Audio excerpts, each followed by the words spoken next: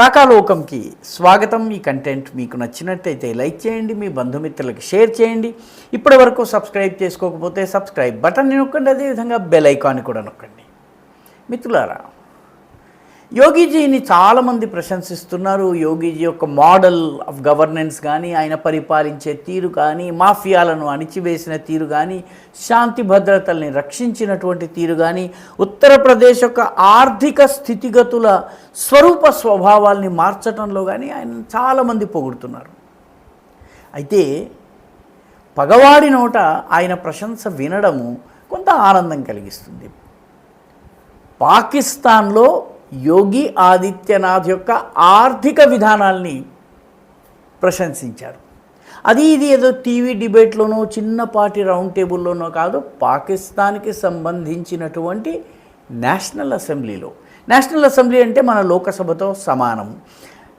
Budget పైన చర్చ జరుగుతోంది. పాకిస్తాన్ బడ్జెట్ పైన చర్చ జరుగుతున్నటువంటి సందర్భంలో మహమ్మద్ ఔరంగజేబ్ అక్కడి ఆర్థిక మంత్రి, ఆయన బడ్జెట్ ప్రవేశపెట్టారు. 2025-26 కోసం, 2025-26 కోసం బడ్జెట్ ప్రవేశపెట్టిన తర్వాత ఆ బడ్జెట్ పైన చర్చ జరుగుతున్నప్పుడు గౌహర్ ఖాన్ అనేటటువంటి member of national assembly, MNA అంటారు, ఎంపీ అని మనం అన్నట్టుగా అక్కడ ఎంఎన్ఏ అంటారు. ఈ ఎంఎన్ఏ మొత్తం పాకిస్తాన్ బడ్జెట్ అంతా కూడాను ఒక్క ఉత్తరప్రదేశ్కి సమానం కాదు అని చెప్పి గణాంకాలతో సహా చెప్పారు. ఆయన పాకిస్తాన్ పార్లమెంటుకి సమర్పించినటువంటి తన ప్రసంగంలో సమర్పించినటువంటి గణాంకాలు ఆయన చెప్తుంటే పాకిస్తాన్ అసెంబ్లీలో సభ్యులందరూ కూడా నివ్వెరపోయి చూస్తూ ఉన్నారు. ఉత్తరప్రదేశ్ గురించి చెప్తూ ఆయన అన్నారన్నమాట, అన్ని ఇండికేటర్స్లో, అన్ని కొలమానాలు కొలబద్దల్ని ఏ రకంగా తీసుకున్నా కూడాను పాకిస్తాన్ కన్నా యోగి ఆదిత్యనాథ్ పరిపాలిస్తున్నటువంటి ఉత్తరప్రదేశ్ మెరుగుగా ఉంది అని చెప్పారు.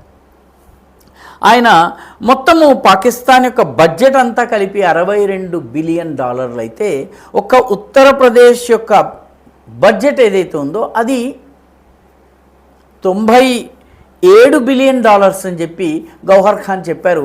ఆయన పార్లమెంట్లో కోట్ చేసినటువంటి ఫిగర్స్ ఇవి. పార్లమెంట్లో ఆయన కోట్ చేసినటువంటి గణాంకాలు ఇవి. పాకిస్తాన్ యొక్క టోటల్ రెవెన్యూస్ $50 బిలియన్ అయితే, $50 బిలియన్ అయితే, ఉత్తరప్రదేశ్కి వచ్చేటటువంటి టోటల్ రెవెన్యూ ఏదైతే ఉందో అది $80 బిలియన్ ఉందని ఆయన చెప్పారు.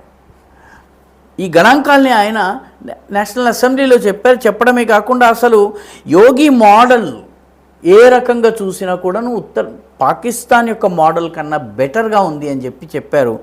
అంతేకాకుండా పాకిస్తాన్ యొక్క ట్యాక్స్ రెవెన్యూ కన్నా కూడాను దాదాపు $16 బిలియన్ ఉత్తరప్రదేశ్ ఎక్కువ అని చెప్పి ట్యాక్స్ రెవెన్యూ గురించి ఆయన చెప్తూ వచ్చారన్నమాట. టోటల్ రెవెన్యూ ఇందాక చెప్పినటువంటి ఫిగర్, ఇది tax revenue. Tax revenue Pakistan కన్నా యూపీది, ఒక్క ఉత్తరప్రదేశ్ది $16 బిలియన్ ఎక్కువ అని చెప్పి ఆయన చెప్పారు. ఆయన ఈ విషయం చెప్తుంటే సభ్యులందరూ కూడాను నివ్వెరపోయి వింటూ వచ్చారు. నిజంగా యోగి మోడల్ని ఆయన ప్రశంసించటము, ఆ వీడియో పార్లమెంట్లో ఆయన చేసిన ప్రసంగం తాలూకు వీడియో మొత్తం వైరల్ అవుతూ వచ్చింది. సరిగ్గా ఇది వైరల్ అయ్యే సమయానికి పాకిస్తాన్ యొక్క అసలైన పాలకుడు అయినటువంటి ఫీల్డ్ మార్షల్ ఆసిం మునీర్ అమెరికాలో ఉన్నారు. అమెరికాలో ట్రంప్తో సమావేశం అయిపోయి ట్రంప్ దగ్గర నుంచి ఏదైనా పనులు తీసుకుని కొంచెం పాకిస్తాన్లో ఏదో రకంగా ఆర్థిక పరిస్థితిని ఎలా మెరుగుపరుచుకోవాలన్నటువంటి విషయాన్ని చర్చించేందుకున్నారు. సరిగ్గా ఆయన అమెరికాలో ఉన్న సమయంలోనే ఇక్కడ యోగి మోడల్ని ప్రశంసించడం జరిగింది. పాకిస్తాన్లో భారత మోడల్ని ప్రశంసించడం ఇది మొదటిసారి కాదు. గతంలో కూడాను మోదీ మోదీ అన్నటువంటి నినాదాలు పాకిస్తాన్ చట్టసభల్లో వినిపించాయి. పాకిస్తాన్ యొక్క నేషనల్ పార్లమెంట్లో వినిపించినాయి, సెనేట్లో వినిపించినాయి.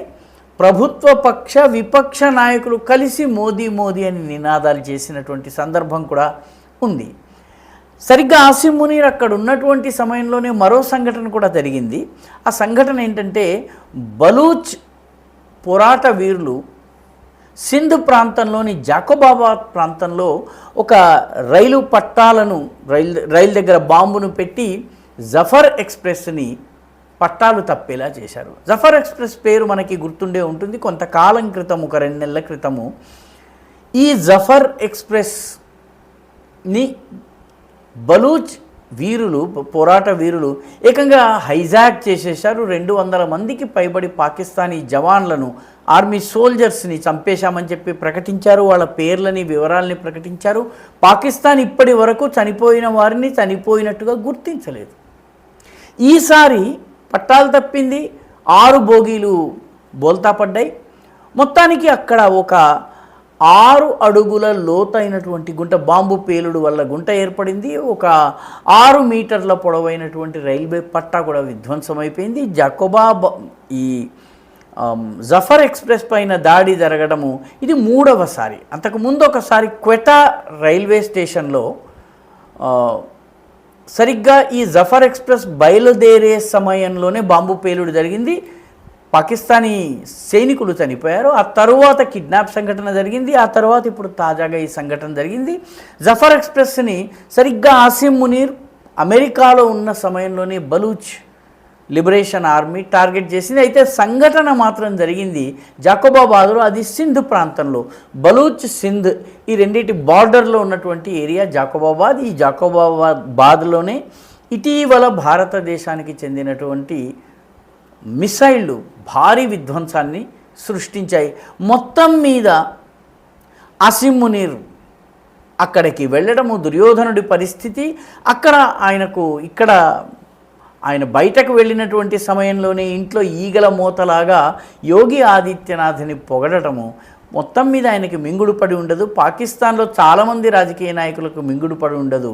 కానీ యోగి మోడల్ని, మోదీ మోడల్ని పాకిస్తానీలు ఎంత జాగ్రత్తగా పరిశీలిస్తున్నారో చెప్పడానికి ఇదొక ఉదాహరణ. ఈ వీడియో మీకు నచ్చినట్టయితే లైక్ చేయండి, షేర్ చేయండి, ఈ ఛానల్కు సబ్స్క్రైబ్ చేయండి. మీ అభిప్రాయాన్ని కమెంట్ల రూపంలో తప్పనిసరిగా పంపించండి.